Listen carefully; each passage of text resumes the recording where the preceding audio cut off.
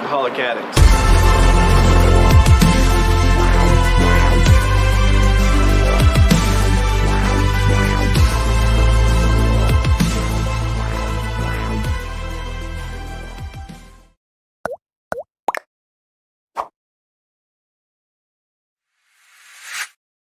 Welcome to Recovering Addict. I'm LT, your host, an alcoholic addict. Elise, your co-host, married to this wonderful alcoholic addict you see right beside me. If this is your first time here, what you can expect is my experience, my strength, my hope that I've gained through 2 times hitting rock bottom back in the early 2000s. I was a meth addict tweaker, committed a felony, and got sent off for a year. I was locked up, got locked up in a halfway house, and then 3 years of probation. After that, after the day I got off probation, I started smoking weed. And I smoked weed for a few years while doing construction, and then it was time for me to get a little bit better job, but this little better job came with a drug test. So that got me to quit smoking weed. And I was scared straight off of the hard drugs like meth because of jail and didn't want to I almost got sent to prison for 15 years. So for 28 to 33, I was absolutely clean. 5 years, complete sobriety. But guess what I didn't have? Recovery. I didn't have the understanding or the knowledge, the fact that I am an alcoholic and an addict, and my body treats chemicals like an allergy. Once I start drinking, I don't quit until I pass out drunk. And by the time I was 33 years old, I started casually drinking, thinking it was going to be harmless, not even considering if it was going to be harmless or not. I just started drinking on the weekends. And then it turned into nightly, a pint every night. And then the last 3 years, 2.5 years of my drinking was a fifth every single night and gallons on the weekend. I was a blackout drunk. I would drink, wake up, missing work, destroying my marriage through negligence and fights, and ruining relationships with my kids through negligence and fights. We had a remodel on the house. I tore the house apart and obviously never got it put back together because I have to have a drink to get to work, but then once I start drinking, I can't work. So it's a vicious battle. Then I checked myself into a detox center for 3 nights and 4 days. And after that, I went to an IOP program for 5 months, transitioned out of there in February, and have been on the path to recovery. I get it now. I'm 41 years old. Last June, I just turned 41. I get it now. I don't ever want to go back to that way of living. This whole new road of positivity, this whole new community, all these new people that I've learned and I've got to meet and get to know and just continue to get to know. This is a much better lifestyle. In my mind, I have uglified using drugs and alcohol. I look down this road and it's disgusting. If I would have continued down this path of drinking, who knows where I would be right now. I would have probably been fired by now. But then I look down this other road that I'm currently on, this road to recovery, and I don't see anything.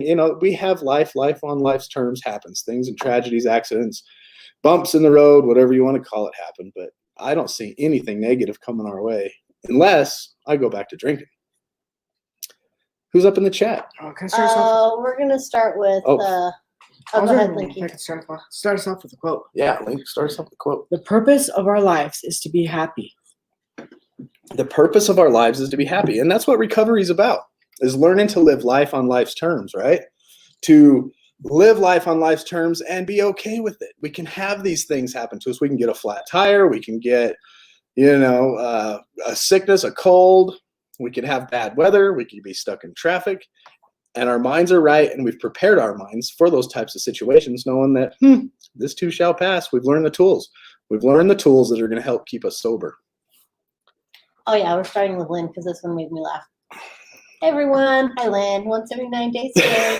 Not my weight. Now you're going up in weight there, Lynn. That one made me giggle.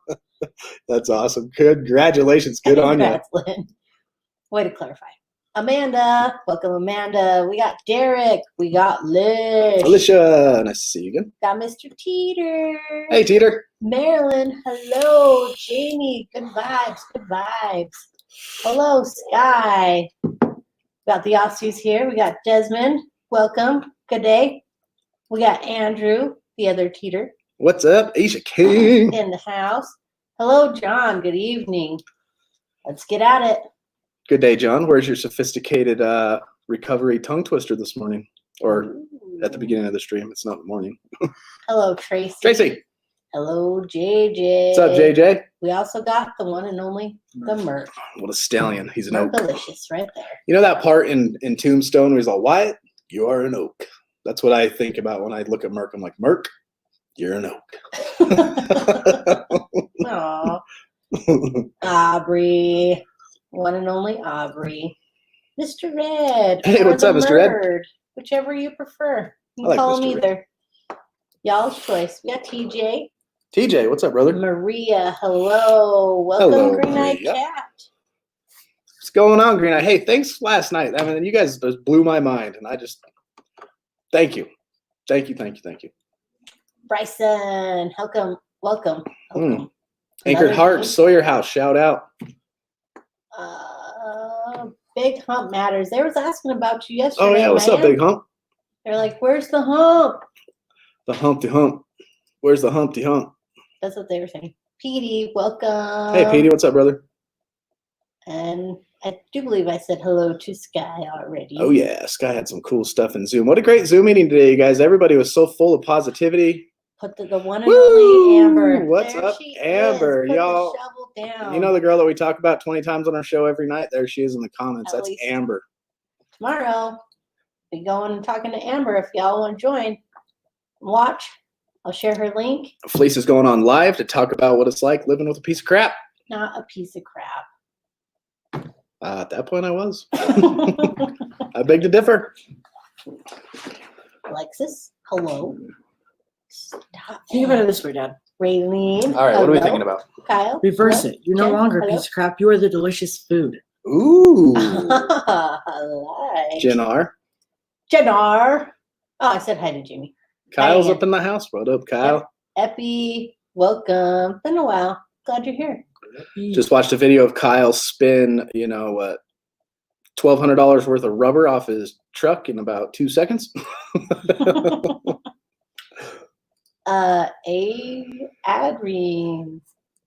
Adrien? How do we say your name so we don't mess it up? Yeah, spell that one out. I want to say Adrian, No, but I know I'm wrong. maybe Adrian. That's probably it. That's way closer than I was. John said, stop it. Not a piece of crap. I agree. Agreed. Lynn B. She's been on Amber's channel watching her vids. Good stuff. She's Do awesome, huh, agree. Lynn? Do agree. I love Amber. She doesn't know this. It might be creepy, but don't tell her. Oh, well. Hey, Polly. Welcome, Polly. What's up, There he cheesecake? I mean, Oh, steak and cheese. cheesecake sounds good. Steak and cheese. I've heard they make a really good keto cheesecake. All right, let's jump into this AA thought of the day real Cassie. quick. We love Cassie. Cassie up in the house. Ooh, ooh, ooh. That's beautiful. Well sung. Well sung. If you can take your troubles as they come, if you can maintain your calm and composure amid pressing duties and unending engagements, if you can rise above the distress and disturbing circumstances in which you are set down, you have discovered a priceless secret in daily living. Even if you are forced to go through life weighed down by some unescapable misfortune or disease, and yet live each day as it comes with poise and peace of mind, you have succeeded where most people have failed. You have wrought a greater achievement than a person who rules a nation. Here's our question of the day. Have I achieved a poise and peace of mind? How was your day today? Did little bumps in the road cause you to freak out? Did you lose your mind? Did you have just anger, destructive anger? Did you take your inventory today? We haven't taken our inventory, so we're going to take that today right after we read these meditations. Meditation of the day is take a blessing with you wherever you go. You have been blessed. You've been blessed. If you're here sober today and you have peace of mind, you've been blessed. So guess what? Bless others. Such stories of blessings are waiting you in the months and years that lie ahead. More blessings to come, y'all. Pass your blessings on. Blessings can and does go around the world, passed on from one person to another. Shed a little blessing in the heart of one person. That person is cheered to pass it on, and so on. God vitalizing, joy-giving message travels on. Be a transmitter of God's blessings. Here's our prayer of the day. I pray that I may pass on my blessings. I pray that they may flow into the lives of others. It's a good prayer. We got Maria. Hello. She made a big move to New York and left recovery family, but I'm going to stay in touch with them. Cool. As you should. That's good. Good choice. Landed in a good place. This place is about recovery, strength, and hope. What's it like to live with an addict who's not an addict? That's what my wife knows what's up. She's experienced that. And then on the other hand, we go through education, because if we don't continue to teach ourselves, we don't remain teachable and then continue to educate ourselves in recovery, then there's just a chance that we'll get complacent. We'll start going back to the other ways we were, and drugs and alcohol maybe in your future. So always be working that recovery program. There's the road to recovery. There's the road to relapse. Which road are you on? Which road do you want to be on? And the question is how do you stay on the road that you want to be on? And that's through learning and education. Talk about relapse real quick. We got Marcus from Anchored Hearts. He said he had a bad day, relapsed bad, and now he's laying in a ditch with bugs all over him. Amazing that he still finds himself on here, even though he's drunk in a ditch. Well, at least you're here. But what happened? Tell us what happened. Did you relapse, or is this a metaphor? I feel like he... I read it as a metaphor, but I don't know if it's an absolute. I can't find the other one, but it says, a bad day for me. I relapsed. Oh, he relapsed. Bad, and now I'm laying in a ditch with bugs all over me. Well, dang it. Tell us what happened, man. We're here for you. So you've been tuning in pretty much every night. And when we look at relapses, remember that the road to recovery is like walking up a down escalator, right? You're walking up it. As soon as you stop, that's when relapse happens. Where a week, 2 weeks ago, did your mind go from the road to recovery to the road to relapse, where you finally found yourself drinking? What, when your addictive thinking, everything that we've learned over the last 2 months here, through the books that we've gone through, what do you see in yourself that pulled you off of that and you convinced yourself that it was a good idea to drink? How did drinking become the lesser of two evils? How did the road to recovery look not rewarding and drinking rewarding? How did you switch the uglification? I just had a thought. Hi, Aaron. So you got the road to recovery and you got the road to relapse. There's a cornfield in the middle. When you go into relapse, you're messing up the cornfield. You just drove right all over all the corn. Yeah. Yep. Thank you, Amber. Check out the corn. You guys got to check out Amber. Smart lady there. Lots of good advice. Yeah, she's an awesome counselor. I would definitely I would love to sit in a group therapy session with Amber as the counselor. Yeah. Is that what we're doing tomorrow? Is it free sesh? Free session. Just kidding. And Holly, welcome Holly Ford. Hey Holly, what's going on with you? Oh, Michael Teeter, chicken in the corn, and the corn don't grow. Yeah, remember you got to keep the chicken out of the corn, or the corn don't grow. Keep the drugs out of recovery. Hood Recovery talk. don't grow. Hood talk, what's going on? Is there a call in? No, but you could shoot me a message or something like that. And if you do have a story to tell, we can get to know each other, do some test runs, and I'll set up a show and you can tell your story. Ooh, how'd you run the private Facebook Let me group? know. I have YouTube. Obviously, you're watching this here, but here's my email address, recoveringaddict8@gmail.com. Reach out and we can talk. But we don't have the call-in stuff yet. Maybe one day. We don't know if we've gone there yet. This is more of an educational show. This is Ken. Hey, Ken. What's up, Ken? And Brittany's here. Glad you made it, Britt. Brittany had a scary day today. My goodness. Uh-oh. She said God was on our side tonight. Amen. Good thing. Hey, there's your sister, Erin. I just caught up in the mix. Hi, Erin. Couldn't say no this time. Thought I could have won. Ah, man, you talked yourself into the old, I'm healed. I can have one and get away with it. I talked myself into that before. And you just got Who's drunk that?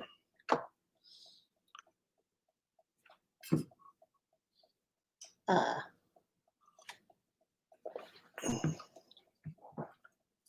Oh, what did he say? said you're a douche. That's awesome. Thank you. Appreciate that. So much for being discreet. Oh, anyway, compassion towards people like that. Honestly, people that bring hurt are hurting people, right? People that want to hurt you are hurting themselves. Inside, there's something going on that's not right with them. And that's why that anger and frustration, maybe it's not getting what they want immediately, or they just, I don't know, on the outside, I don't know. I can't explain. I don't know why. But if anybody's bringing that kind of negativity, they're inside, something's not right. And we don't do negativity like that in this chat. So Good vibes only. sorry. Smiling is And contagious. I think I'm going to get like 25 of these shirts, maybe just different colors, but I think that should just be the, or we can get a poster of it back there. Good vibes Good only. vibes. I like it.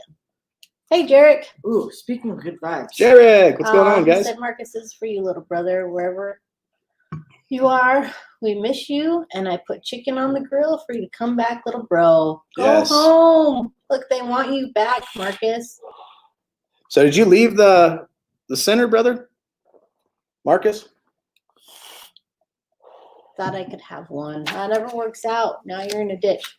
But look, they got chicken. Go eat, bro. Go eat, bro.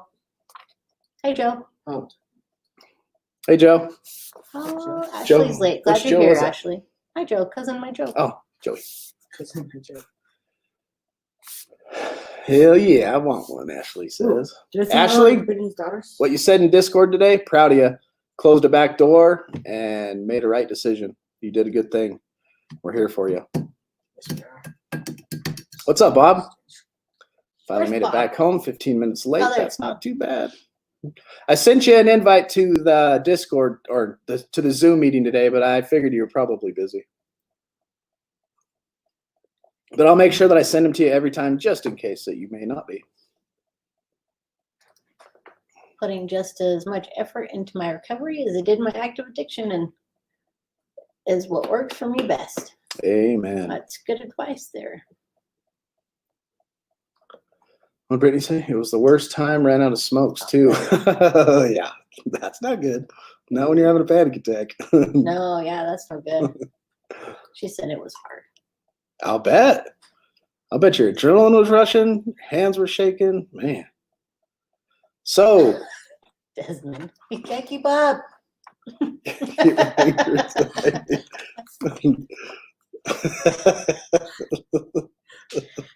Well, oh, that's awesome. do your best. Do We your need best. to get you a keyboard, a wireless keyboard. Sky has a surprise. Woo. What is it? Oh, come on now. Now we have to wait. Come on now. The suspense. I hate suspense. Impatient is a character defect. Now. Oh, Bob, I haven't seen Jeannie either. I'm not sure if she's replying to somebody. I would like to get in the Zoom meeting with you. Okay. If you're a part of our private Facebook group, Felice will throw that into the comments. I posted in there. And if you're not a part of our Discord, Felice will post that in the comments too. Jump into our Discord. I had some friends, Nate and Green Eyed Cat, hook me up and say, hey, did you know Discord does all this cool stuff? And I was like, no. And they're like, check it out. And all of a sudden they flipped open the hood and started working. And I was like, whoa. And so there's a little section in there that says Zoom meetings, and I'll throw them in there from now on. We have one on 6. It's Aubrey. He hosts it if his work schedule permits. On Wednesdays, 6 o'clock Utah time. Saturdays, we just had one today at 3 o'clock Utah time. That's Mountain Central in the States. And tomorrow night, we're having our spiritual Zoom meeting. We're going through a book on philosophy. We're going to be talking about the importance of thinking. What does it mean to think? And how do we start thinking correctly? It's a pretty cool book. I like where this guy's headed. Ooh, I got a quote about thinking. All right, there you go. There's the Let's hear links. I think, therefore I am. Absolutely. Oh boy. You think, therefore you are. Love it. So we are going through a book right now called Addictive Thinking. We're on chapter 20, and the topic of tonight is spirituality and spiritual emptiness. It says that almost every human disease can be found among animals. There is little evidence that animals in their normal habitat develop addictive diseases. And now there's contemplation of whether addiction, alcoholism is an actual disease or not, but we're going to refer to it as it is because whatever it is, we have a problem and it takes us down, right? I guess we have to. Oh, man. Sky, come on now. Come on now. It's impatient, huh? Whoops.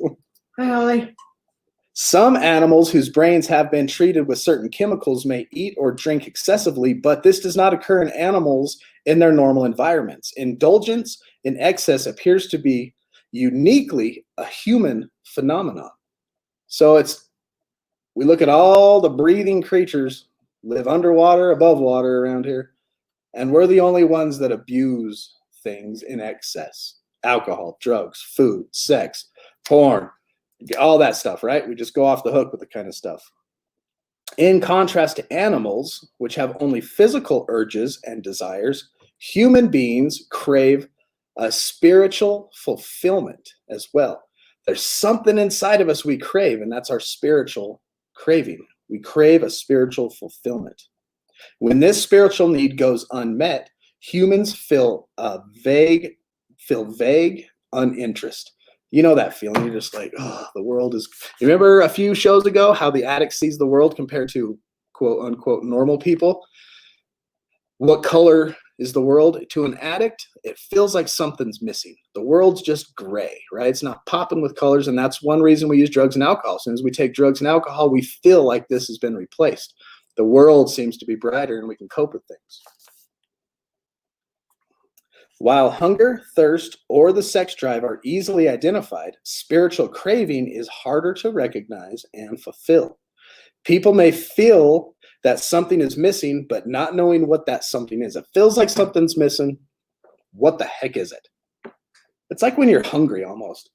I'm hungry. What do you want to eat? I don't know, but something sounds good. Does that sound good? Kinda. Does this sound good? What about that? I don't know. I want something, but I just don't know what it is. It should not come as a surprise that spirituality too is subject to addictive distortion. So we've been learning through this book that our perception of reality is wrong. We see things wrong. We think that drugs and alcohol, even though life has fallen apart around us before recovery, right? That everything's okay. I'm in control. I got this. It's not this mess you see around me. It's not because of me or the drugs I'm taking. It's because of you're playing the blame game, or things happen to you out of the ordinary. But it's not. Our perceptions are wrong. And we also have a distorted thinking, or addictive distortions when it comes to spirituality as well, according to Abram Tversky here in Addictive Thinking. If you guys do want a copy of any of the books we go through, they're in the comments. Click a link, buy one if you want to. I've been going through the Kindle lately. I bought one the other day, and my instant gratification kicked in. I'm like, I'm not waiting 2 weeks for this book to get in the mail. I'm getting it on Kindle. So I started reading it on Kindle the last few days, and I'm digging it. Digging the Kindle. But I do like paper. I like to write in my books. There's something about paper, just holding it. Mm-hmm. So about a book. The batteries don't die in this thing. The feel. Nothing beats the feel of a book. Yeah, it just feels nice in your hands. Very comforting. You can do that with it. You can just pet it. We did like an hour reading session outside. It was nice. That doesn't feel normal. Look, no, this feels weird. Yeah.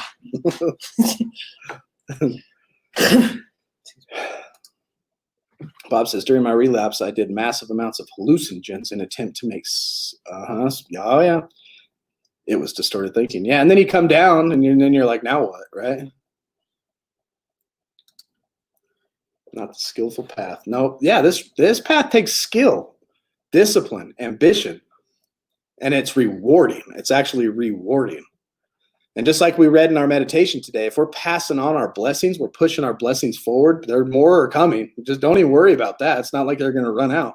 Push them forward. That reward is just amazing as well. The rewards are just sobriety, and the rewards of recovery. You can't explain it. And when you try to explain the still suffering addict, just when people were trying to explain it to me, for some reason, the blinders are thick. We got tons of cotton in our ears. We can't hear a thing. But once all that stuff comes out, that loud, and your head comes out of where, the world is a much better place. I said I thought I was more sharp on Mary Jane back in the day. I wrote bestsellers about recovery. That's funny.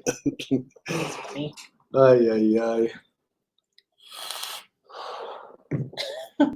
Yeah, were they alien donuts, Teeter? Curious now. Said the alcoholic in him just ate an entire bag of mini donuts. Yeah, that'll do it. So filling the spiritual emptiness. How do we fill this thing up? Most people learn through experience that certain substance produce a sense of gratification, right? A good cup of coffee in the morning, you feel gratified. Even that first smoke of the day, gratification. Your first couple shots get your belly warm, that first hit. Me, I think about meth when I'm rolling it around, and that first hit of, it gives us a sense of gratification. Consequently, addictive thinkers can lead people to try to quench this vague spiritual craving through food, drugs, sex, or money. We have this emptiness, right? We don't know what this feeling is. We just know that there's this weird craving. We reach for something, either food, drugs, sex, money, and for a moment, a temporary moment, it feels like it filled that void. And then we're back to that voidlessness again. And so what do? We go back to it. And this time it doesn't fill the void as long, and it doesn't fill it as deep. And then we go back to it sooner until it's just like an everyday thing, trying to continually fill this void inside us. These objects may give some gratification, but they do nothing to solve the basic problem. You want to say hello to Soup real quick? What's up, Soupy? Said, hi, recovering addict family. Just got home from Saturday's open speaker meeting. Female speaker hit one out of the park. Great lead. She's 25 years sober, and shockingly, we had a lot in common. That is awesome. I find the more that I get to know everybody in recovery, the more in common we have with each other than we actually even realize. True.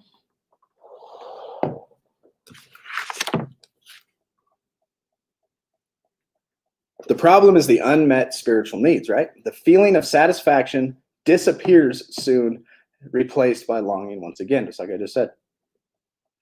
So he's going to break us down. He's going to have us think of it this way. He says, think of it this way. Humans require certain amounts of vitamins. You got your A, B, C, D, E, and K to function normally. A lack of any of these vitamins will result in specific deficiency syndromes, such as scurvy with vitamin C deficiencies, and of course he uses big medical terms I don't want to try to say. And if you're low on vitamin D, whatever happens then. But if a person lacks vitamin B1 and is given a massive dose of vitamin C, the deficiency disease will remain unchanged. So if you're lacking A, or if you're lacking C, and you're lacking B, right, but you take C to try to replace the B, it's not going to help anything. Hey, J-Ho. Hey, welcome, Misty. Welcome. Glad you're here. Misty, glad you're here. Nothing can change until the specific vitamin need is supplied. If you're low on vitamin C and you're trying to take vitamin D, it ain't going to happen. You have to take vitamin C. Nothing's going to happen until you take the right one. You cannot compensate for the deficiency of one vitamin with an excess of another. Hey, Christy. Good to see you. She was on our show the other night, told her story. Fabuloso. Very, very much so. Liz wants to know, has anyone felt like they will never be able to quit? Every single one of us in this recovery chat right now, I will guarantee 100% felt that way.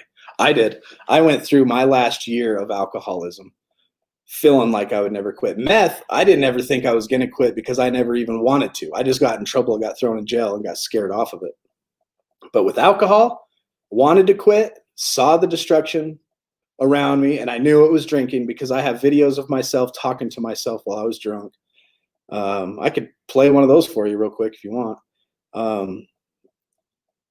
And I thought there was no hope. There's no hope. I'm never going to quit because the stinking cycle was get drunk, thinking I'm feeling good, pass out, wake up, fear, guilt, shame, go to work, hungover, shaky, can't drink, can't eat. Finally, the hangover starts to wear off around noon, 1 or 2. My mind starts twisting back at 3 o'clock. On our way home, bam, I'm back into got to have that drink. The guilt and shame and all that stuff is forgotten, my forgetters, right? And I'm back into I got to have this drink. And I would only after I had a few sips start thinking back on, oh, dang, Yeah, I thought it was hopeless. I thought it was completely hopeless until one day, one weekend, I drank probably 3 to 4 gallons and called my dad and said, if you don't take me to the hospital, I'll never quit, ever. And that's what had to happen. It had to happen like that for me to quit. There was no way I was going to do it on my own. There was no way I was going to do it just quit and go. And I was afraid to quit at the same time because we read a bunch of stuff on alcohol. And if you do quit cold turkey, it could kill you. And so I called my dad, drunk. I was wasted, drunk, belligerent drunk in the hospital trying to check into a detox. They told my dad, get him out of here for a while. let him sleep it off a little bit, and then bring him back, and then we'll admit him. And so he took me to a hotel, put me to sleep. My wife brought me some food. I don't hardly remember any of that. And then I went back to the hotel, and that's when my sobriety started. Why do you feel like you're a special case? Just curious. Who said that, Liz? Yeah, it still is. There's lots of encouragement here, Liz. Sounds like a lot of people can relate. Because it's going up. 8:40. And thank you, Naomi. She said nice things. Those of you who are just finding this group, please trust me when I tell you that you want to be here. The love here is unreal. I never imagined find so much love and support from absolute strangers. I couldn't agree more. Yes, the people here are amazing. I couldn't agree more.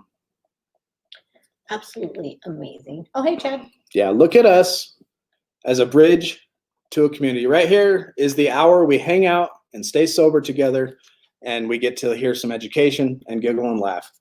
And then all the cool stuff happens in the Zoom meetings, on the Discord, in the private Facebook group, and we just chit chat and we carry it on. If we're having a problem, we could throw out a flag. Basically, you could just throw it on the Facebook group, come into the Discord and say, I need a meeting, and somebody will throw a Zoom meeting together. Or if in the Discord now, you can actually go to the voice thing and just click into there, say, hey, I need some help. I'll be in the voice chat spot of Discord.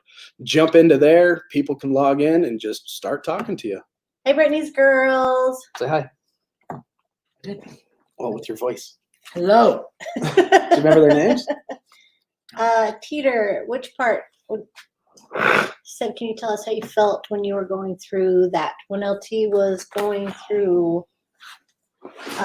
when I was in detox. Because I called, she got a text from somebody at work, or while she was at work. From your dad. Yeah, so LT's dad. My name just came home from school. Go ahead. Actually, it might have been you. That doesn't matter. Just tell them how you felt. Anyway, somebody told me that he was going to check himself into detox, and I felt very relieved. But also kind of, well, it was a really big step. So I didn't feel scared or like, oh, this isn't going to stick or anything like that. It was like a really huge step in making a decision to quit. Because before he'd just be like, I'll taper off. And then I was like, that's not going to work. And I'd been kind of putting it in his ear for a while that he needed to get help and detox or it wasn't ever going to happen. So it was a huge relief. And there was that joy that, you know what, I can get my husband back soon. That's what it felt like. Right. So mixed emotions, relieved because she's been wanting me to do that for a while. And finally the final decision of surrender for me was, I don't care if I get fired from work. Honestly, I was like, I have to check out. And if I don't check out for at least 30 days of my normal routine, and I'm not going to make it. So I decided I'm going to detox. Sorry, work. People at work, if you got to fire me, I understand. I brought this on myself. I have to do this or I'm done. I had a doctor tell me I'm not going to live past 50 with the way I was drinking after he did my blood. And so it was funny because I was at work and I had to tell the boss, and she's like, he still has to call me and let me know where he's going because he hadn't called in yet. And he was passed out in the room. So I called Amos. I was, Amos, text this phone number like your dad and tell him that you're not coming in today. Yeah, so my son from my phone texted my boss to make it look like it was me because I was passed out drunk. Yeah. I'm not coming in. Like, I'm in that'll detox. work. And they're just like at work, like, well, all the stuff we've known about him has come to fruition, and now he's in detox. Ashley says that she wants to share her story one night. That would be amazing. Absolutely. Please do. Yeah, hey, let's hook up, let's connect, and we'll make that happen. All right, jumping back into the book real quick, hit Liz's comment, and we'll get back to that. Let me get through this little paragraph. So the similar mistakes addicts make, the addictive thinker reasons that since food and sex or money or alcohol and other drugs have satisfied some cravings, they will satisfy other needs. And what it makes me think of is my son was in a horrible accident back in 2017, right? And his pituitary gland was hit. And now because of that, he has Diabetes insipidus. Diabetes insipidus, and he can't flush sodium. So now his brain doesn't know if he's hungry or thirsty. So he's always in the fridge because he always thinks he's hungry, but his body is thirsty. So we're always telling him, Link, drink water, drink water. And that's the same thing with us. When we have this spiritual void, we don't know that we're actually thirsty and we think we're hungry. And that's why we're feeding our body with drugs and alcohol, because it provides that temporary, as soon as he eats a big meal, he feels temporarily relieved when all it's doing is storing fat. You know how it works, right?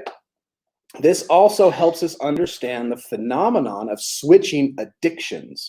Okay. For instance, switching an eating disorder for compulsive gambling, or switching a sexual addiction for workaholism,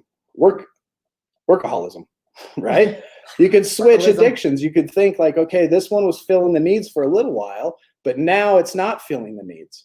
And so you switch to this addiction and, oh, that feels like it's filling my void right now. So you switch and that one doesn't work. And then that one stops filling that spiritual void in your heart. And so now you switch to another addiction. Not ever contemplating, because we have distorted thinking. We're addictive thinkers. We're alcoholics. We're addicts. And we just continue to chase this fake feeling when it's actually a spiritual emptiness inside us. So the meaning of spirituality. Why is it that we can easily identify that food satisfies hunger and that water satisfies thirst, but we can't readily identify what satisfies spiritual cravings? Drop me a comment if you can understand or answer that question. How come we can understand what food feels, right? How come we can understand when we're thirsty and it feels, but we cannot readily identify what satisfies spiritual cravings? That's a good question. There is an answer. There is an answer, he says. But with that, let's get into Cassie's motivational quote of the day. Yes. Cassie! I guess.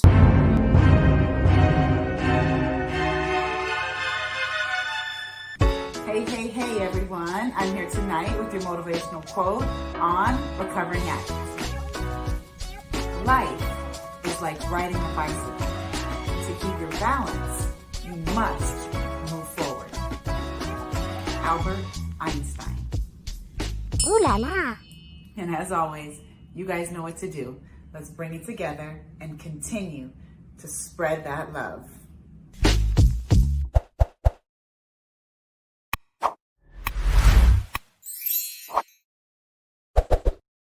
Ooh la la. Absolutely, Cassie. Thank you for another beautiful quote. Ooh la la. Oh, God. We got 368 viewers today.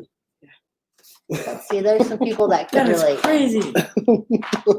Bob says, I switch addiction and sobriety to become obsessed with learning a language to study a topic. Yeah. That's kind of cool. It's kind of hard to realize too, like if you kind of start to understand addiction and switching addictions, you might have to start analyzing what you're doing. And even in recovery and over studying with books and stuff, maybe, I don't know, it's analyze what you're doing. Are you switching from one addiction to another? It's all about being mentally there, right? Yes, Lynn B says, that's me, from alcohol to anorexia, compulsive exercising. Yep. Same with Jay, training my brain to work for me instead of against me today, finally. Addict. Awesome. Keep it up, Jay. That's discipline. That's working Keep it your up. program. That's exactly what we're talking about. Everybody loves Cassie. Cassie's quote They of the love day. you. All right, so here's the answer. With theologians considered to be the core of what humankind is all about. A human being is not just another animal, differing only in a degree of intelligence. Humans are morally free beings, and they can choose whether to recognize their spirituality and their unique relationship with God. But what if a person does not have a religious orientation, and God, as we understand him, is the support group? Does the lack of formal religious belief preclude spirituality? Amber says most families don't teach about our spiritual needs. It's true, like they teach us about hunger and thirst. Even in religious families, most don't talk about meeting spiritual needs. Maybe this is something that people don't, maybe because it's such a touchy subject, when you start getting into spirituality, people just throw the flag, I don't believe in God. But that's not necessarily what we're talking about. It's not a theological debate right now. You know what I mean? Because what he just asks, he says, theologians try to answer this questions through religion. But what if you do not want religion in your life? How do you answer this question? Because either way, that void is still there, right? And maybe our parents don't know how to, maybe it's been taboo because of. Yeah, nobody knows how to talk about it because just- nobody really learns. Yeah. Something that we kind of almost like this book kind of teach ourselves sometimes, and then we can teach it to our kids and they can teach it to theirs. We're going to break that stigma and start talking about it. It's like addiction. We got to break that stigma and start talking about it. So not at all. So it doesn't matter. It doesn't matter the theology. It doesn't matter religious, right? It says humans are different than other animals. In addition to greater intelligence, humans also possess a number of characteristics that animals do not have. For example, we have the capacity to learn from history, even though the world may not seem like we're doing that right now. And animals obviously do not. We contemplate the purpose of our existence. We have the ability to sit back and ponder. The book we're going through on Sunday, tomorrow night during our Zoom meeting, is just that, thinking about philosophy and how to ponder and think on things. And it was kind of cool because he said that philosophers always start with basic questions, the interrogation of a basic question. When somebody says, well, that's a stupid question, a philosopher will go, let me take that question. And is it really a stupid question? And they start analyzing it. And that's kind of the base foundation of philosophy. And that's what we as humans can do. We can contemplate the purpose of our existence. We can think of ways to better ourselves and can implement them. We can delay gratification and think about the long-term consequences of our actions. Finally, we have the capacity to make moral decisions, which may result in denying ourselves behaviors that our bodies lust for. Just because it feels good doesn't mean it is good for you. And how many can attest that they've been there with that, right? Alcohol, I loved it. I loved getting smashed. What did I cope with? I coped with some of what I had to deal with Link and his accident when he was dying in my arms 3 years ago. That was part of it. I didn't have any super duper childhood trauma that, my parents were divorced when I was young. I went through the same normal stuff, parents fighting over kids and manipulation and all that kind of stuff, right? And I wasn't drinking to cope with that. I drank, and maybe I coped with boredom because I hated being bored, and alcohol made things sound funner. But I drank because I loved to get smashed. I loved it. Because it feels good does not mean it is good. All these capacities that are unique to humans may be said to constitute the spirit. The spirit, then, what is the spirit? Is the part of the human being that distinguishes us from other forms of life. Because we can reason and contemplate and better ourselves and do things like that is what we call the spirit. Is what this guy here, Abram, in this book called Addictive Thinking, is talking about. For sure. A religionist will say that the spirit was instilled in humanity at the time of creation. An atheist might say that it developed over millions of years of evolution. But few deny that humans have these capabilities. Hence, that humans have a spirit. Okay, you got two. We're just going to keep it basic. People that believe in God, people that don't believe in God. People that don't believe in God believe we have a spirit. Maybe it came about different inside us. People who believe in God believe that God put it there. Either way, neither side denies we do have a spirit. So when we exercise these unique human capacities, we are being spiritual. It is possible, therefore, to be spiritual without being religious, because nowhere among these unique human capacities is it a requisite to be religious. It's not a prerequisite. You don't have to be to contemplate being a better person.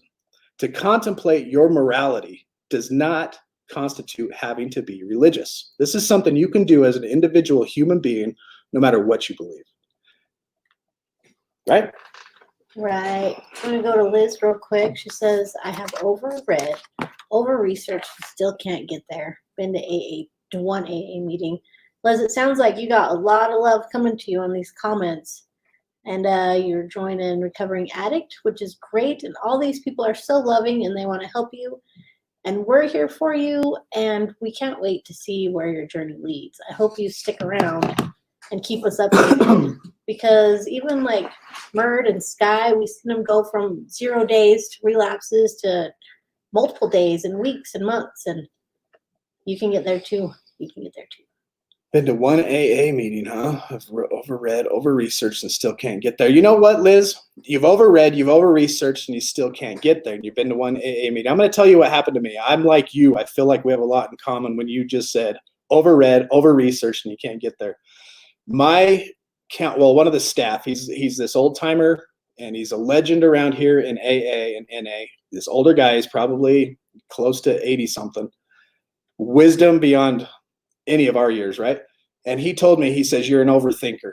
And I'm like, he called me an overthinker in one of my book presentations. In my IOP, I had to do some book presentations, and he called me an overthinker. And it kind of bugged me. I'm like, overthinker, what is he talking about? So I went up and asked him, like, what do you mean I'm an overthinker? He goes, you know what? We have a saying around here. We bury the smart ones.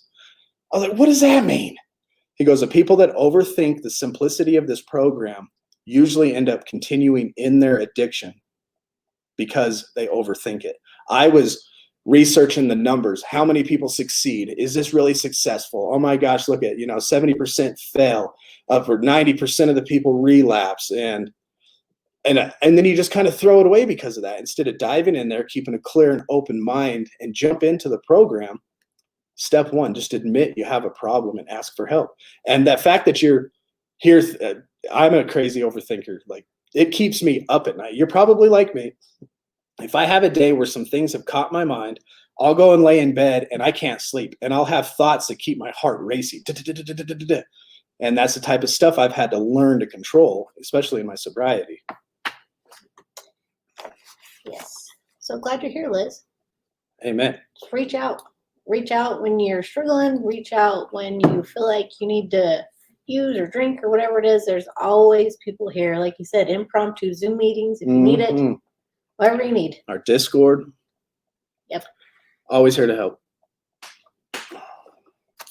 So we can also understand the importance of spirituality in recovery from addiction. Active addicts obviously have not learned from history or their past behavior because they repeat actions they have been proven to be destructive. We're not learning from our past if we continue down the path that's proven itself destruction. That's crazy. Like, man, how blind we get in our addiction. I look back and I'm like, man, was I that blind? It's almost like when I look at my teenage son, I'm like, was I really like that as a teenager? Just that clueless? Are you kidding me? And people are like, yes, you were. And then I look back at myself and my addiction and yes, I was this blind to it. It's insanity. That's why step 2 tells us we came to believe in a power greater than ourselves to restore us, that could restore us to sanity, because we are living in insane world. Yeah, don't go to Wyoming, Bob. Come to Utah. Yeah, come to Utah. Glad your counselor, whoever your sponsor, talked you out of Wyoming. So now you can come to Utah. So an addict's purpose in life is to get high. So addicts seek no other purpose. My purpose was to be drunk every night, so I sought no other purpose. When I was a meth addict, my only goal in life was to remain high, and so I sought nothing else. That's insanity. They can hardly consider self-improvement when their behavior is frankly self-destructive. Active addicts cannot delay gratification and do not consider the consequences of their actions. Finally, addicts lack freedom, being ruthlessly dominated by compulsion of addiction. Addiction is thus the antithesis of spirituality. Addiction is the opposite of it. Addictive thinking is non-spiritual, since its goal is the polar opposite of spirituality.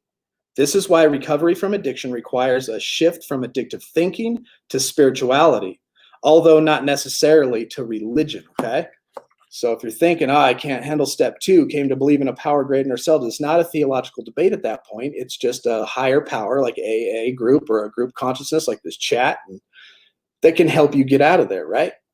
Help you realize the spiritual need that is void, and we've been filling it with the wrong substance. Good night, Christy. Good night, Christy.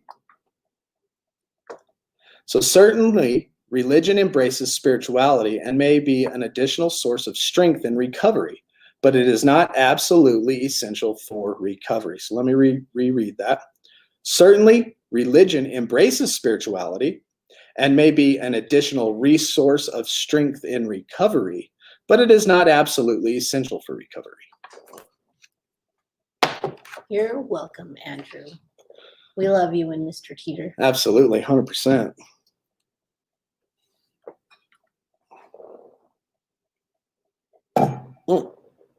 Sorry about that. Don't you turn and talk there for a minute, babe. Recovering addict. I relate because I have a family of my own. If you guys can do it, I can. Yeah, for sure. Yeah, if I can do it. Yeah, if he can do it. 100%. Anybody can do You it. can do it. This guy. Definitely. Yep, Mark says it too. You can do it. Yeah. You got this, Liz. We're here. We are ripping through this book, Bob. Derek said spirituality comes in many forms: God, music, exercise, nature, cooking, etc. For me, it's prayer, reading scripture, meditating on scripture, walks, and music. I love it, Derek. Love, love, love, love, love it. Hey, welcome, music lover. I seen you pop in. Music lover. John, we are capable of anything. We just have to believe and be ready to remove those barriers out of our way. Yes. I do the same, Derek. I drop my selfishness and self-centeredness. Oh, yeah. Ripping through it. Ripping it. So tomorrow, what is tomorrow? Sunday's night. We're going to be going through addictive thinking and relapse. Marcus, you might want to tune in on this one. Addictive thinking and relapse will be tomorrow's topic. That'll be chapter 21 out of Addictive Thinking, page 117. And I shared the link on the Facebook group. And that was it. For tomorrow, tune into oh, yeah. Put the Let them shovel know down. about that for real. So y'all can see what I have to say. Me and Amber will be discussing I can't remember what she called it. Hold on. I want something about what it's like, or can your relationship survive addiction? Something close to that. But I did share the link on the group. Oh, thanks, Marcus. She can make Amazon richer. Right? Liz, actually, if you go into this video or any of the past videos and you go into the, what is that called? The description of the video, you'll see a link for the books that we're going through. Right now, we're going through the Addictive Thinking. We're just about finished. The next book we're going through is by Craig Knack, and it's called Addictive Personality. It's orange and reddish, purple, green. And so that one's in the link as well. You can click there, buy yourself a book. And then after we do this book, we are moving to, I don't know where I put it. Oh, it's back there. No, it's back there. But we're going through another one that's called This Can't Happen to Me. So It's gonna be good. Marcus, you better be on your way to go get some chicken. That's all I got to say. yeah. We're here for you. We're here for you. And so is your family at the center with some chicken. Oh, you out, Jay? Glad you were here. Yeah, definitely. 100%. Thank you. Oh, shoot. I'll order them all. Sweet. I know Alicia likes to follow along. Bob follows along. Kat, when she's here, she's into the books as well. And then Sunday night, it's a Zoom meeting. We're face-to-face, and we can actually talk back and forth. And that's when we're going through the one called, if you're in our Facebook group, you'll see it there. It's called Thinking About God. It's actually a spiritual one that's going to help us philosophize and think on the things that we just talked about today. Thanks, Joe. That's for you from Joe. Right on, Joe. Thank you. I'm interested to know what you've learned about addiction, Mrs. LT. Well, I did lots of research on addiction and realized I'm powerless. That's number one that I learned. Number two, I learned that it wasn't my fault. That was important. Number three, I learned how to not enable, which means I had to step back and let him experience consequences of his actions. And number 4, I learned to be supportive when he decided that he wanted help. And that's the 4, I think, most important things I learned. What about your co-addiction? What'd you learn there? About that, that was part of that enabling. I had to step away and disconnect myself from his addiction because I was getting sucked into everything he was doing, where he was going, what he was saying. And I had to step back and just let it happen and not realize that I don't control it. Yeah, when you're in a close relationship with an addict like Felice was, I could turn her into an addict by her worrying about me. And that becomes an addiction within herself. And is that something you recognized? Yeah, that's when I went to, that's what I was just talking about following and doing. Thanks, bruv. Oi, bruv. Thank you, Everything, bruv. like getting sucked into your addiction and having to separate myself. Like watching bank account, how much he's spending. Is he really going to the store or did he mean liquor store? You know, Always meant liquor store. yeah, I knew that already, but I'd always just check. And I hated that about myself. And so I had to go get counseling and then learn how to react in a positive way to his addictions and the things he would say and the actions he would do instead of lashing out.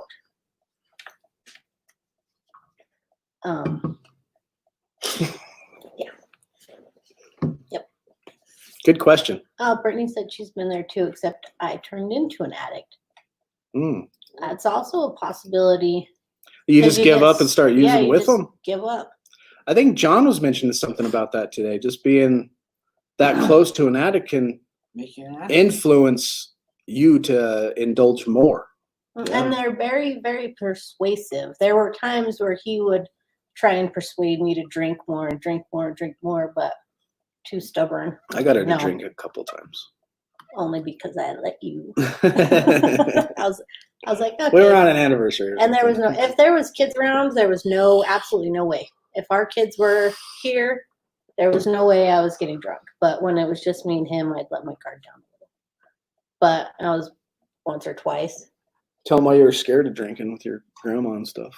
Oh, yeah. I watched my uncle. He died from alcohol. My grandma, she used to hide it in the bedroom. But I think that probably had a lot to do with her. All my cousins are alcoholics. Like, it was scary just growing up being around it. I was like, And my mom, she was very wonderful. And so was my dad. He quit drinking when I was little so that we didn't grow up with an alcoholic dad. And my mom, she always planted it in our heads that we're this close away from being addicts ourselves. That's why she never did either. Support actress. I'm not an addict. She's not an addict. So Liz, what the dichotomy you see here is I was an addict, full-blown alcoholic. She didn't know me back in my meth days, but she had to live with me through my alcohol days. And so her feel to the show is an Al-Anon support feature for people who have had to live with it. Because while I was, I guess but she became a co-addict, a codependent.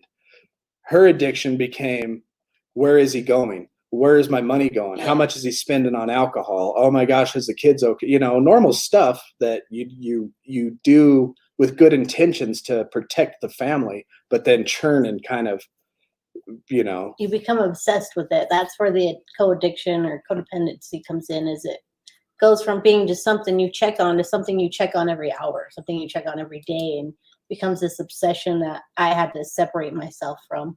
So that's what I mean when I say co-addict. Yeah. Or a supporting actress, I accept. No worries. No worries at all. My early days of recovery fellowship was my higher power as well. Yeah. I mean, you got to find something outside of yourself to help you get clean. And obviously, I could not do it myself. And it was doctors and nurses the first 4 days with IVs and good food and rest. And the next 5 months after that was group therapy with a solid counselor, family therapy, AA and NA meetings. I was hitting 5 AA or NA meetings a week on top of the 3.5 hours a night. So yeah, it took that much time to get through this knucklehead. Recovery takes time. We were addicts and alcohol. We didn't turn into an addict or an alcoholic overnight, right? Recovery is not going to happen overnight either. It's a battle that gets better and better and better, especially the more battles you win. Yes, and yes, Liz, I would be your husband. So if he has questions, or if you have questions and maybe what he's going through, that's why I'm here. Ask away. I'm an open book. More than happy to answer any questions.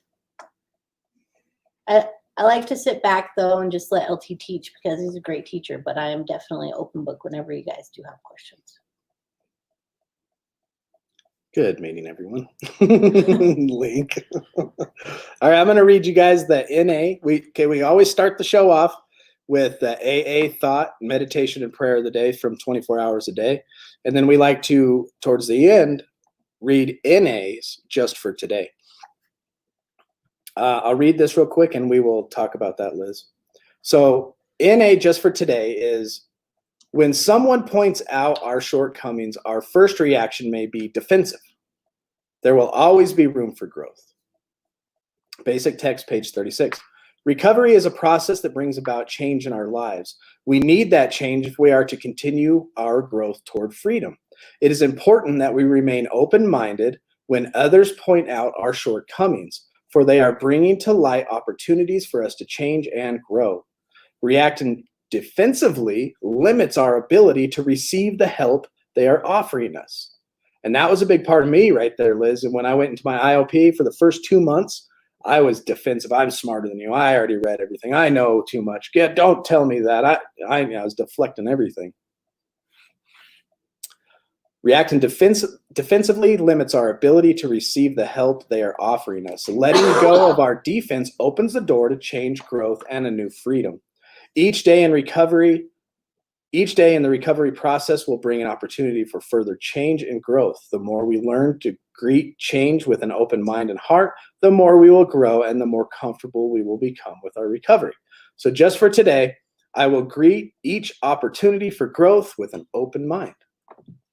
And now, Liz, how now invested in the recovery community? Her husband is He is now invested in the recovery community. Like, who are you addicted to now? Is that a question for me? Or He is now invested in the recovery explain community. that last part. Like, who are you addicted to now? What do you mean now? What do you mean by that, Liz? Can you kind of help us understand? Soupy says, like my wife, even though I've been sober 12 years, I put her through hell prior to that.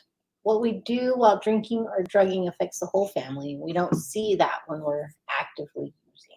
Amen. Yes. And that's why we do this as a family. Yep. Yeah. Because we all had to recover, or are recovering. It's family together. recovery. We recover better together, and that's what this whole community is about as well. And Lish, I love that. Al-Anon is great. Me, myself, I did biblical counseling, and that's what worked for me, along with lots of research. Aubrey went to Al-Anon with his buddies. I was their spy. Oh, he asks great. you who you're addicted to now? Like, who are you addicted to? Who or what? Yeah, I don't Are you get it. addicted to people?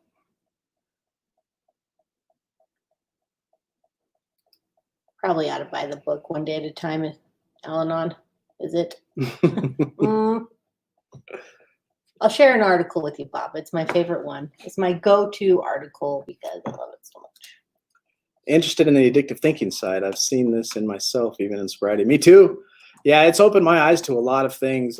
Just what I'm the type that overthinks things, and us addicts in our addictive thinking in recovery, we see things are going well, right? And this is one thing that stood out to me from this book. Wow, things are getting better. Things are doing good. My relationship, people are starting to trust me. Work likes me better now. I'm actually achieving things. Something bad's going to happen. And that's the addictive thinking. There's just our perception of reality of like, oh my gosh, impending doom. There's something's going to happen. And that causes a self-destruction in a lot of people. That kind of stood out to me because I was having that feeling like something bad is going to happen here in 5 seconds. Things are going too well. They can't continue this way. But yeah, it's our minds, man. If we can master our minds, what was that saying? If you can master yourself and your mind, it's better than a man who can master a whole country, who can dominate and reign a whole country. I like it. It says, Sweet dreams. Love you, Aaron. Have a good night. Night, next door neighbor. Oh, so, okay. Like you were talking up here. Yeah, you and Alicia study and compare notes. What's Said, up? like I said, every book I read, most YouTube videos I watch. So he thinks I obsess about alcohol, but yet I don't get better. Mm. Right. So he's not understanding the addiction part of addiction. That's how I was at first. I was like, just quit. It's just that easy. But after the research I did, it is not that easy. There's a lot of effort behind just quitting. So I get it. And he just I have a couple videos. I think it's in my, I think we did a live about it, and I actually made and produced a video. It's not a very well one, but there's 5 stages of recovery, and it looks like you're in stage 2 and 3. Go back into my videos and check that out if you want, or just Google the article. 5 stages of recovery. We did a whole live show about it, and then I made just a little one. But there's, I don't know, I can't remember them now, but contemplation, pre-contemplation, contemplation. Right now you're contemplating things, and then finally you get into action, and then action turns into maintenance, which maintenance never goes away. But it's pretty good.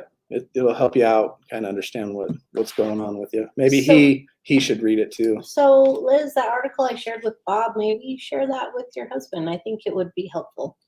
That was Thank you, Ashley. the one article that just blew me away. Remove the negativity and foster positivity. Positivity brings positivity. Yeah, positivity begets positivity, right? And we don't need to talk about what negativity does. No. So destructive. So destructive. Awesome, Liz. I'm glad you're here. We got some good stuff going on. Like I said, this is just an hour we come on and talk. The real gold and solid stuff is the community that's growing, that's lifting this channel up in our private Facebook group and Discord. Tons, just always somebody to connect at. We got a lot of people from Australia now. We've got some people from the UK, and then you got America. You got these 3 completely different time zones. So if it's nighttime and you're struggling, our Aussie friends are awake, and vice versa. It's blowing my mind. Like I said, when I started this channel, I knew what I wanted to put myself in a position. I have to live above reproach to help me with my sobriety, because I know how I am. But I never in a million years imagined it would be this amazing with you, everybody that's involved with it. It just blows my mind. That's my Facebook user, almost 6 years clean. Oh, it's Joe. Good job, Joe. Joey. Proud of you. Good Heck night, yeah. Sky. And what is the surprise? Aw, don't cry. Look, hugs for Liz, everybody. Hugs for Liz. Everybody. Internet hugs for Liz. Social distancing. Liz, Crying really is good. You should cry. that is the fabulous thing about recovery community, especially when you find a good solid one, is you'll be surprised at how everybody in this chat, in the group, in the Discord, have been exactly where you are. We understand what you're going through, and it just because of that, the breath of fresh air. This is what got me when I got into recovery. You go throughout your day at work, right? All the small talk, all the how was your weekends? I say this all the time. There's no depth in the conversation. Then you get around some recovery, like our Zoom meetings, and wow, just the depth of honest, amazing conversation is such a breath air, fresh air to the soul. It's that spiritual connection. I think one thing he doesn't point out that I wish he would have pointed out in this chapter is we have a spiritual void, and definitely it's a higher power spiritual void inside ourselves that we need to look to. But do you know what facilitates that? Community, people. Us together creates a larger, warmer, bigger scale of this spiritual craving that it is.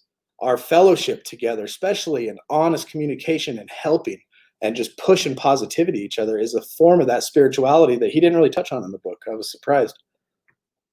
And that's what I find here. I find a ton of help here in this community. Ashley wants hugs too. Hugs for Ashley. Ashley. Hugs. Chad said he wants to share his story. I think it was Chad, right? You said you wanted to share your story too. Maybe I said that already. I'm just reminding. So if you want to share your story, I'm going to throw this up here real quick again. Here's my email address, recoveringaddict8@gmail.com. And that's just one way. Like I said, you can reach me through recoveringaddict@gmail. You can hit me on the Facebook page, private messages. You can hit me up in the Discord. No matter which route you take, it comes to this device. Get a hold of me. We'll talk. And what I like to do when I set up speaker meetings is what I like to call them. You know, this isn't NA or AA, but I like to call them speaker meetings. We get together, we talk, we get to know each other. I show you how the platform works. And you may already know, but we just do a couple test runs, and then I'll build a thumbnail, then we'll promote it, and then we'll go. So hit me up if you guys want to share your story, and we'll make it happen. Yes, Chad, it is love from a distance. You are correct. Said I had to give space and let them learn themselves, and they didn't want to learn, so I had to learn. I had to love them from a distance. Yes, that is what we do. We'll get there. Totally agree. Amen. And it's the hardest thing you'll ever have to do if you love an addict. Mark from experience is writing this comment. You have to wait as long as it takes for your partner to choose to quit. You cannot force them to. But don't get me wrong, if you have to separate your own safety and children's safety, if any, then you need to separate. Yeah, if there's immediate danger of separation, get out. But like Mark says, if you are over there biting your fingers off and freaking out trying to get your partner to quit using drugs or alcohol, you're only going to make things worse. Because in the one, you're going to hurt yourself. Physically, stress and like that will take you down, right? Depression, you'll find a dark place that you don't want to be in. And then two, the addiction, the addict person looks at drugs and alcohol is not the problem. Anything outside. So if you're coming at the person, they're going to look at that as the problem, and that's why they drink. And then they will rather separate than quit. Tell her we'll call her in about 2 minutes. That's it. We'll call you in about 2 minutes. What? Tell her she can go. Oh, actually, Marcy, you can go. Drop the rock, Liz, and stay. Oh yeah, you all check out my video on Drop the Rock. I'm gonna actually post that in there. That's a good point. Liz, here's a good book too. You can check out.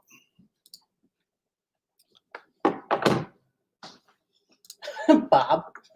Or you can move them into the semi-trailer on the back. Kick them Or to the you back. can do that. Let me see here.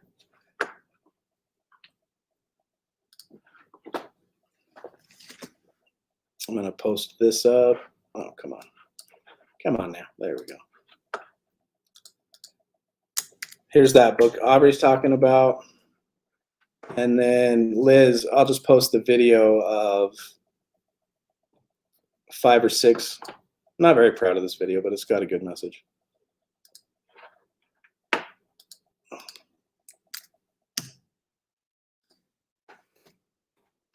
Boom. Boom. Yeah, so check out those 2 videos. And like Aubrey said, stick around, keep coming back. My shining star. Alicia's amazing. Yeah. She knows Alicia's what's up. cool. She's got 16 plus years of sobriety. She's been up, she's been down. Life doesn't get easier because we quit drugs and alcohol, but life, we learn to live on its terms, peacefully and happy, because that's one of the main goals of sobriety, is to live peaceful and happy. And guess what? It's good for you. It is very good for you. Ready? We're ready. God, grant me the serenity to accept the things I cannot change, the courage to change the things I can, and the wisdom to know the difference. Amen. Amen. Thank you, God, for everybody that tuned in tonight. Please let your will be done, and please be with people who are contemplating quitting and drinking. Just give them strength and open our eyes and hearts and help us to remain in a positive, loving, create sobriety atmosphere. In your name, amen. Wait, another thing, dear Lord. Like, I'd like to pray for all the suffering addicts out there to stay sober, for a long time, dear Lord. In Jesus' Christ's name, I pray. Amen. amen. Amen. Amen. Good job, Vicky. Amen. Okay, you guys, we'll be back tomorrow night. We'll be going over chapter 21, talking about relapse. Relapse is on the schedule for tomorrow, 8 o'clock, as always. And tomorrow at 1 o'clock, tune in to drop or put the shovel down. Felice Yes. will be on her channel, giving her story on Amber's channel. Put the shovel down. So until then, do not put yourself in a high-risk situation. Stay strong, work your program, and remember, we recover better together.